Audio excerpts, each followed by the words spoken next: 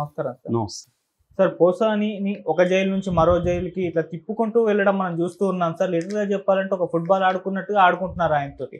అయితే ఇదే నేపథ్యంలో ఆయన కూడా నిన్న కోర్ట్‌లో నేను నడవలేకపోతున్నానని చెప్పేసి ఏడ్చేసినట్టుగా కూడా వార్తలు వినిపిస్తున్నాయి సార్. మరి ఎందుకు ఈయన నడవలేకపోతున్నారు? జైల్‌లో ఈయన్నేమన్నా కొట్టారా అన్న అనుమానం కూడా బయట అయితే వ్యక్తమవుతున్నాయి సార్. మరి ఈయన అటు పరిస్థితి ఏ విధంగా ఉంది ప్రెజెంట్? మరి కేసులు ఎక్కడి వరకు వచ్చాయి? మరి మీరేం చెప్తారు సార్ ఈ ఇష్యూపై? పోసానికి దాదాపు ఇప్పుడు అంటే కరెక్ట్‌గా సంఖ్య చెప్పట్లేదు. కొంతమంది 50 అంటున్నారు, కొంతమంది 40 అంటున్నారు. ఇప్పటి వరకు అంటే లీగల్‌గా మనకి ఛార్జ్ షీట్లు కావచ్చు, పోలీసులు చెప్తున్న దాన్ని బట్టి దాదాపు 16 నుంచి 18 కేసులు ఉన్నట్టుగా తెలుస్తుంది. ఇందులో హైకోర్టులో ఈయన బెయిల్ కోసం అప్లై చేశాడు.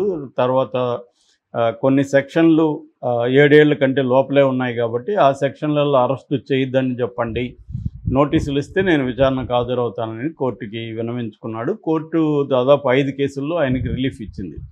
ఇప్పుడు నిన్న ఏం చేశారంటే భవానీపురం పోలీస్ స్టేషన్ ఎక్కడ విజయవాడలో మామూలుగా ఇప్పటివరకు ఆయన కర్నూలు సెంట్రల్ జైల్లో ఉంటున్నాడు. సో ఎందుకంటే ఆదోన్లో కూడా ఒక కేసు ఉంది ఆయనకి. అందువల్ల ఆదోన్ పోలీసులు తీసుకెళ్ళినప్పుడు నన్ను ఈయన ఫస్ట్ ఏంటంటే ఓబులవారిపల్లి పోలీస్ స్టేషన్కి సంబంధించిన కేసులో రైల్వే కోడూరు దాన్ని ఏమంటారు సబ్ జైల్లో ఉన్నాడు. సో దాని తర్వాత కర్నూలు వెళ్ళాడు. కర్నూలు డిస్ట్రిక్ట్ జైల్లో ఉంచమని అడిగాడు. ఎందుకంటే సబ్ జైల్లో పరిస్థితులు ఇంకా ఘోరంగా ఉంటాయి. డిస్ట్రిక్ట్ జైలు అంటే కొద్దిగా బెటర్గా ఉంటుంది కంపారేటివ్లీ.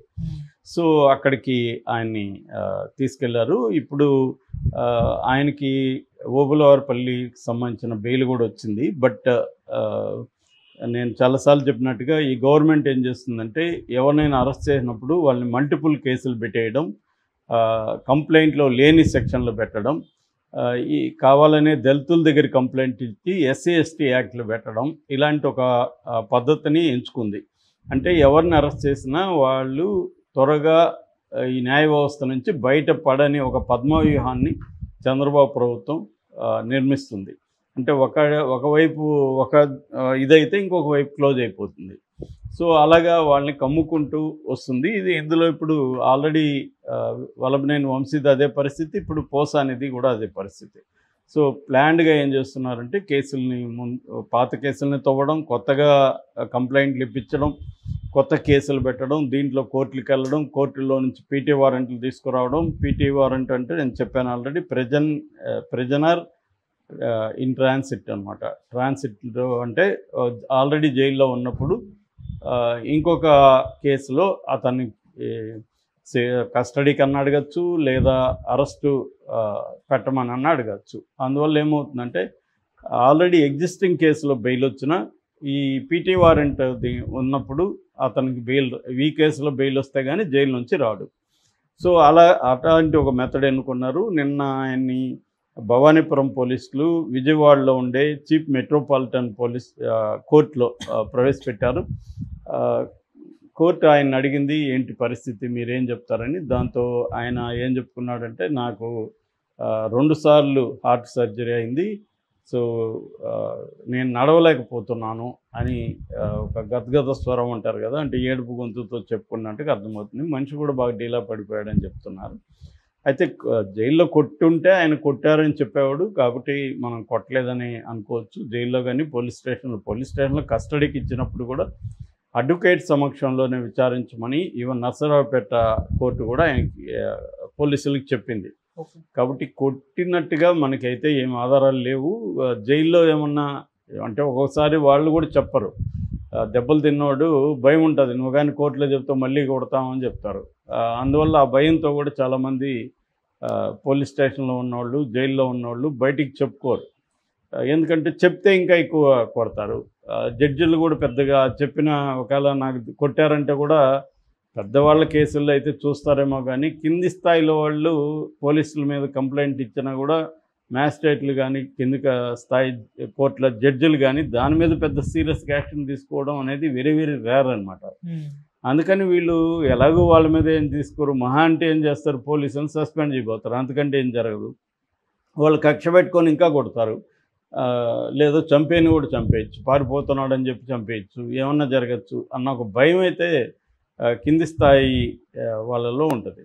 సో అంటే పోసానికి ఆ స్థాయి ఉందా లేదా అనేది తెలియదు, కానీ పోసానికి కూడా భయం ఉండే అవకాశాలు ఉంది. ఎందుకంటే ఆయనకి ఆల్రెడీ 2 సార్లు హార్ట్ సర్జరీ జరిగిన పేషెంటు. ఒక టెన్షన్ ఉంటుంది, ఎప్పుడు బెయిల్ వస్తుందో తెలియదు.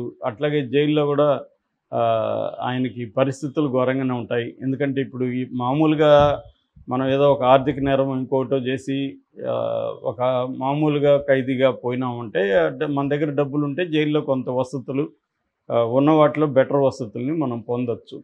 లేనప్పుడు ఏమవుతుందంటే అక్కడ ఉండే వరస్ట్ కండిషన్స్ ఫేస్ చేయాల్సి వస్తుంది. సో పోసానికి అది ఇప్పుడు ఫేస్ చేస్తున్నాడు. కేసుల పరంగా ఇంకా ఆయనకి పాలకొండ, భవానీపురం, పాడేరు, విశాఖ, పట్టాభిరామాపురం, బాపట్ల, నర్సీపట్నం, నరసరావుపేట ఇవన్నీ ఉన్నాయి ఇప్పుడు కేసులు. వీటన్నిటిలో ఆయన ఎప్పుడు బయటకు వస్తాడు తెలియదు. ఖచ్చితంగా 6 నెలలు అయితే వచ్చే అవకాశం కనబడాల. అంటే బ్లాంకెట్ ఆర్డర్ అంటారు, అంటే అన్నిటికి సంబంధించి ఆయన క్వాష్ పిటిషన్ అయితే హైకోర్టులో వేశాడు. ఈ కేసులని కావాలని ఒక ప్లాన్గా పెడుతున్నారు, అనేది అందరికీ తెలుసు. కానీ మ్యాజిస్ట్రేట్లు ఏం చేస్తారు, అవన్నీ కావాలన్నా పెట్టారా లేదా అనేది వాళ్ళకి అనవసరం లీగల్గా అవి. కాబట్టి వాళ్ళు సెక్షన్లు చూసుకొని ఇచ్చేస్తూ ఉంటారు రిమాండ్. ఒక్కోసారి సుప్రీంకోర్టు ఆదేశాలను కూడా పాటించట్లేదని అనేక సార్లు హైకోర్టు కూడా చెప్పింది మొన్న కూడా. ఎందుకంటే 7 ఏళ్ళ లోపల జైలు శిక్ష పడే కేసులు ఉంటే అది అసాధారణ పరిస్థితుల్లో తప్ప మామూలుగా అయితే బెయిల్ ఇచ్చేయాలని.